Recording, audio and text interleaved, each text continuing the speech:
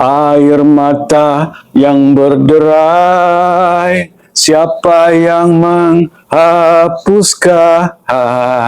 Alright, last week ramai yang cry apabila gol tak fly. Right? Tahniah buat korang-korang yang buat profit kau-kau last week, dan juga takziah buat korang-korang yang buat profit. It's okay. Fly ke tak fly ke, is okay. Itu normal dalam dunia trading. Ada benda jadi, ada benda tak jadi. Tak salah korang nak buy dan tak salah korang nak sell. Okay? Yang penting adalah korang punya money management dan juga emotion. Itu yang penting. Dan juga yang paling penting adalah korang maintainkan saja korang punya setup. Setelah setup yang korang dah backtest berkali-kali. Buat korang-korang yang masih tercari-cari setup, masih blur lagi dengan setup, tak tahu nak buat apa, korang jangan risau. Right? Hari ini saya nak sharekan lagi setup saya yang korang boleh gunakan hari-hari. Yang penting buat sampai jadi. Alright, tanpa membuang masa, jom saya tunjukkan. Alright, setup goal. Simple saja. Make it simple. Korang pergi dekat daily dan korang tengok daily ni current market price. Okay, nampak ni? CMP. Dekat daily ni price masih lagi downtrend. So, apa yang korang perlu buat adalah dekat daily markingkan sahaja candle last week punya daily Friday tu. Nampak ni? Bearish candle ni. Markingkan. So, orange kan, supaya korang tahu ini daily punya open, high, low, close.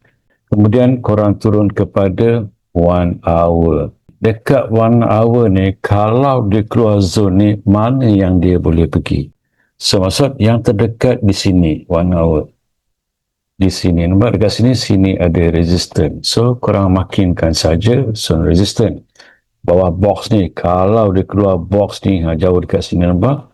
So, kalau dia keluar box dekat sini, yang saya nampak adalah dekat sini. Kalau nampak dekat sini, kalau dia pergi, dia boleh pergi dekat sini. Okey, cuba korang reset balik dekat sini.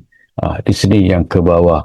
So, apa yang korang perlu buat? Okey, 1 hour dekat sini. Dekat sebelah sini ada resistance dekat sini. Sini ada resistance ni, makinkan. Kalau dia fly, boleh fly ke sini.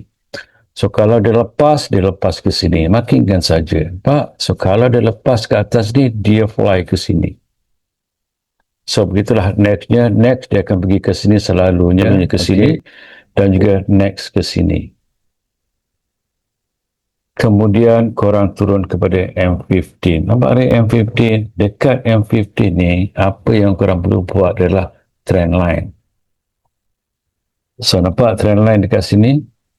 Selalunya apabila price dah break trend line M15, selalunya price nak reverse lah. Okay, so dekat sini korang dah nampak price pun dah mula break trend line. So apa yang korang perlu buat adalah tunggu dia pull back. Korang boleh buy seandainya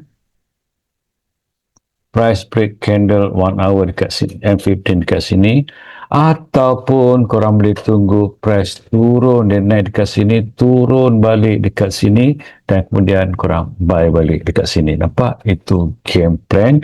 Itu game plan dia M15, open, high, low, close. Korang boleh tunggu dekat M5 untuk entry. Dekat sinilah yang korang boleh entry. Alright, so buat korang-korang kalau masih belum nak entry dia dekat mana, alright, so, kalau korang nak belajar lebih detail lagi tentang setup open, high, low, close, advance, link ada kat bio di atas, korang klik sekarang.